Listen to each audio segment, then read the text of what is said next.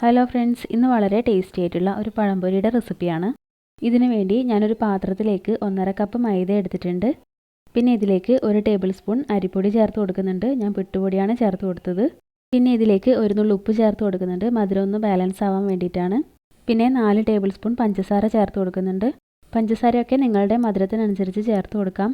പിന്നെ ഇതിലേക്ക് 1/4 teaspoon baking soda ചേർത്ത് കൊടുക്കുന്നുണ്ട്. 1/4 ടീസ്പൂൺ ഏലക്കാപ്പൊടിയും 1/4 ടീസ്പൂണിനേക്കാൾ കുറവ് മഞ്ഞൾപ്പൊടിയും ചേർത്ത് കൊടുക്കുന്നുണ്ട്. മഞ്ഞൾപ്പൊടി ചേർത്ത് കൊടുക്കണമെന്ന് നിർബന്ധമൊന്നുമില്ല, ഒരു കളറിന് വേണ്ടിയിട്ടാണ് ചേർത്ത് കൊടുത്തത്. പിന്നെ ഇത് നല്ലപോലെ ഒന്ന് മിക്സ് ചെയ്ത ശേഷം ഇതിലേക്ക് കുറച്ചായി വെള്ളം ചേർത്തിട്ട് ഒന്ന് മിക്സ് ചെയ്തെടുക്കണം.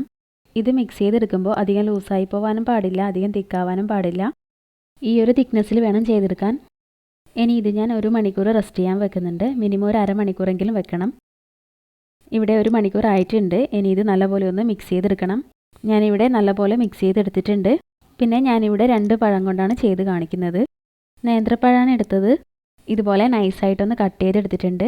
ഒരു പഴം 4 പീസായിട്ടാണ് കട്ട് ചെയ്തെടുത്തത്. 1.5 കപ്പ് മൈദ ഉപയോഗിച്ചിട്ട് മീഡിയം സൈസിലുള്ള 4 പഴം വരെ ചെയ്തെടുക്കാം. പിന്നെ ഒരു പാൻ അടുപ്പിൽ വെച്ച് ഇതിലേക്ക് പഴംപൊരി ചെയ്തെടുക്കാൻ ആവശ്യത്തിന് എണ്ണ ഒഴിച്ച് കൊടുത്തിട്ടുണ്ട്.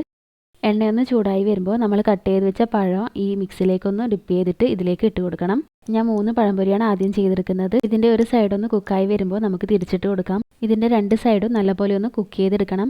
എണ്ണ നല്ലപോലെ ചൂടായിട്ടുണ്ടെങ്കിൽ സ്റ്റൗ ഒന്ന് മീഡിയം ഫ്ലെയിമിലേക്ക് മാറ്റി കൊടുക്കണം. ഇത് നല്ലപോലെ കുക്കായി വന്നിട്ടുണ്ട്. ഇതിൻ്റെ കളറൊക്കെ ചെറുതായിട്ട് മാറി വന്നിട്ടുണ്ട്. ഈ സമയത്ത് കോരി മാറ്റി വെച്ച് കൊടുക്കാം.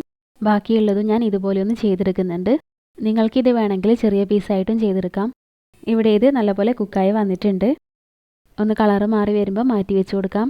പഴംപൊരി ഇവിടെ റെഡി ആയിട്ടുണ്ട്. എല്ലാവരും ഒന്ന് ട്രൈ ചെയ്ത് നോക്കണം.